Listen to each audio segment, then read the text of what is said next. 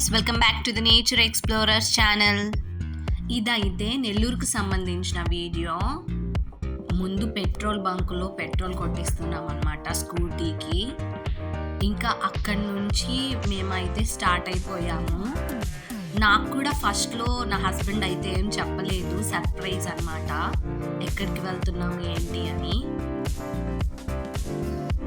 మనకి ఇష్టమైన వాళ్ళతో లాంగ్ డ్రైవ్ వెళ్తుంటే ఆ ఫీలింగ్ చాలా బాగుంటుంది కదా. మీకు కూడా మీ హస్బెండ్తో కానీ మీ ఫ్రెండ్స్తో కానీ లాంగ్ డ్రైవ్ వెళ్ళాలంటే ఇష్టం ఉండే వాళ్ళు కామెంట్ చేయండి. ఇదైతే నెల్లూరు బ్రిడ్జ్ అన్నమాట. అండ్ అక్కడి నుంచి అయితే మేము ఇక్కడ కనిపించేదైతే రంగనాయకుల స్వామి టెంపుల్. నెల్లూరులో ద మోస్ట్ ఫేమస్ టెంపుల్ అన్నమాట ఇది. ఈ స్ట్రీట్లో రాగానే ఒక వైబ్ అయితే ఉంటుంది. ఇక్కడ రథోత్సవం రోజు అయితే చాలా రద్దీగా, చాలా ఫేమస్ అన్నమాట. అండ్ ఇక్కడ నుంచి అయితే మేము నెల్లూరు బ్యారేజ్కి అయితే వెళ్ళిపోయాము. ఇదైతే ఈ స్ట్రీట్ అయితే చాలా బాగుంటుంది. ఇక్కడ wedding shoots, pre wedding shoots, ఇంకా షూట్స్ అయితే జరుగుతూ ఉంటాయి అన్నమాట.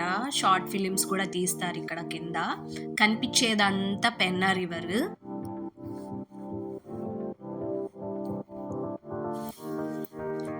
వ్యూ అయితే చాలా బాగుంటుంది. ఈ పెన్నా బ్రిడ్జ్ అయితే ఫెబ్ 2023లో అయితే ఇన్వెంట్ చేశారు. నాకైతే పర్సనల్గా ఇదైతే చాలా ఇష్టం ఈ బ్రిడ్జ్.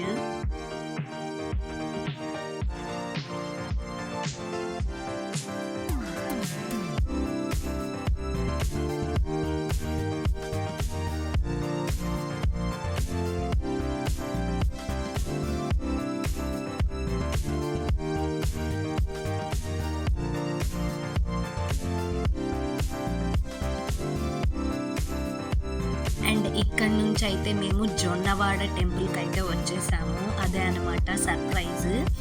ఈ జొన్నవాడ టెంపుల్ నెల్లూరులో నుండి ఒక 12 కిలోమీటర్స్ ఉంటుంది. నియర్లీ 25 మినిట్స్ అలా పడుతుంది అనమాట.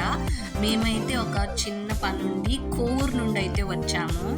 కోవూరు నుండి కొంచెం డిస్టెన్స్ ఎక్కువ ఉంటుంది. సో నరసింహకొండ నుండి వస్తే కొంచెం తొందరగా రావచ్చు. అండ్ ఇక్కడ మేమైతే ఉసిరి దీపాలు అండ్ కొన్ని టెంకాయ అవి అయితే తీసుకున్నాము.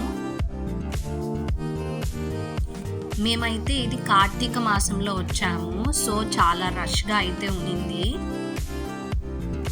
నార్మల్గా అయితే పీస్ఫుల్గా ఉంటుంది. కార్తీక మాసం కాబట్టి చాలా రష్గా ఉంది. చూడండి మీరే ఎంత రష్గా ఉందో.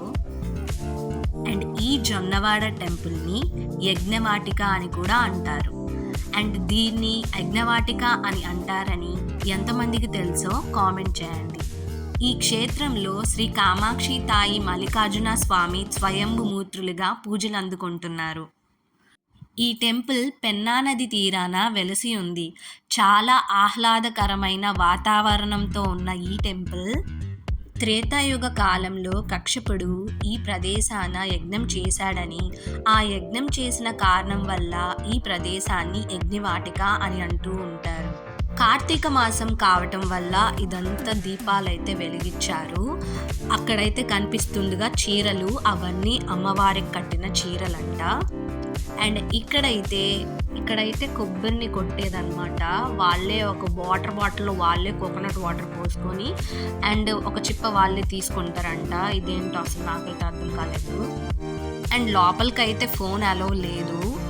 నేను చాలా దొంగతనంగా తీశాను. గర్భగుడిలో అయితే ఫోన్ అలౌ లేదు. ఈ టెంపుల్ అయితే చాలా ఫేమస్. కొత్తగా తీసుకున్న వెహికల్స్ కూడా ఇక్కడ నిరంతరం పూజలు చేస్తూ ఉంటారు. కశ్యపు ముని అప్పట్లో యజ్ఞం ఇక్కడ చేయటం వల్ల యజ్ఞగుండం నుండి పరమశివుడు స్వయంగా ఉద్భవించినట్లు స్కంద పురాణం చెబుతుంది. స్వామి కైలాసంలో కనిపించకపోవడంతో స్వయంగా పార్వతీదేవి వెతుక్కుంటూ ఇక్కడికి వచ్చారంట. అప్పుడు స్వామి ఇక్కడే ఉండమని కోరగా శిలారూపం దాల్చి జాలరుల వలల్లో చిక్కింది. కుష్టి వ్యాధితో బాధపడుతున్న అశ్వత్థామ ఈ నదిలో స్నానం చేసి అమ్మవారిని దర్శించుకున్న తర్వాత స్వస్థత పొందారని పురాణాల ద్వారా మనకు తెలుస్తుంది.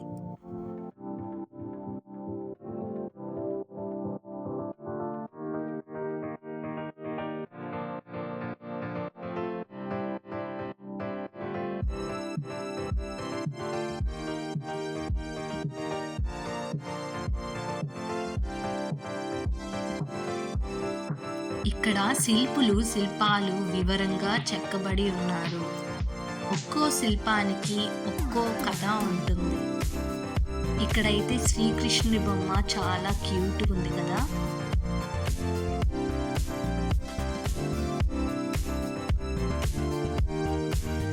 ఇదంతా పెన్నా నది అన్నమాట.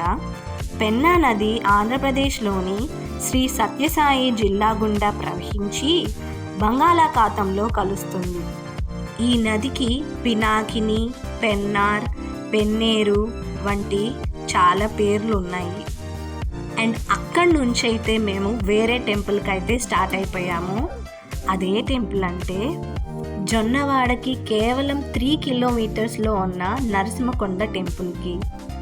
గిరి ప్రదక్షిణ అంటే గుర్తొచ్చేది అరుణాచలం టెంపుల్. కానీ మన నెల్లూరు జిల్లాలోని శ్రీ వేదగిరి లక్ష్మీ నరసింహ స్వామివారి టెంపుల్లో ప్రతి పౌర్ణమి నాడు భక్తులు కోలాహలంతో గిరి ప్రదక్షిణ చేస్తారని ఎంతమందికి తెలుసో కామెంట్ చేయండి. అండ్ ఈ టెంపుల్ నెల్లూరు నుండి అయితే 10 కిలోమీటర్స్ దూరంలో ఉంటుంది. ఈ టెంపుల్ కొండ మీద ఉండటం వల్ల దీనిని నరసింహకొండ అంటారు. ఈ ఆలయాన్ని 9వ శతాబ్దంలో పల్లవరాజు విక్రమసింహ కట్టించారు.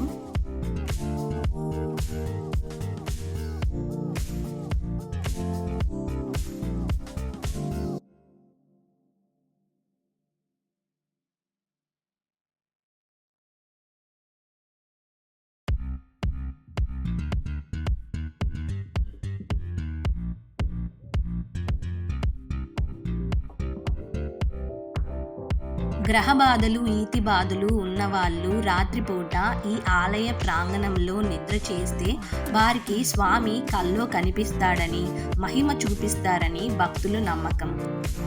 సప్త మహర్షులు వేదాలతో అర్చించి స్వామిని ప్రసన్నం చేసుకున్నారు కాబట్టి ఈ గిరికి వేదగిరి అని పేరు వచ్చింది. ఇక్కడ ఆలయంతో పాటు 7 కోనేర్లు ప్రసిద్ధి. కాశ్యపి మహర్షి 7 హోమగుండాలు ఏర్పాటు చేసి పూజలు చేసినందుకు గుర్తుగా అనంతర కాలంలో అవి 7 కోనేర్లుగా రూపాంతరం పొందాయని భక్తులు అంటూ ఉంటారు. కోనేర్లు వద్ద గోవిందరాజుల స్వామి ఆలయం ఉంటుంది. అక్కడ కూడా భక్తులు పూజలు నిర్వహిస్తూ ఉంటారు. ఈ నరసింహకొండపై నుండి నెల్లూరు వ్యూ అంతా కనిపిస్తుంది. మేము వెళ్ళినప్పుడు మాత్రం మంచు కూడా పడుతుంది. నెల్లూరు వచ్చినప్పుడైతే మాత్రం జొన్నవాడ అండ్ నరసింహకొండ టెంపుల్ తప్పకుండా అయితే విజిట్ చేయండి. చాలా చాలా పీస్ఫుల్గా ఉంటుంది. అండ్ నెల్లూరు వాళ్ళు ఖచ్చితంగా కామెంట్ అయితే చేయండి. Thank you for watching.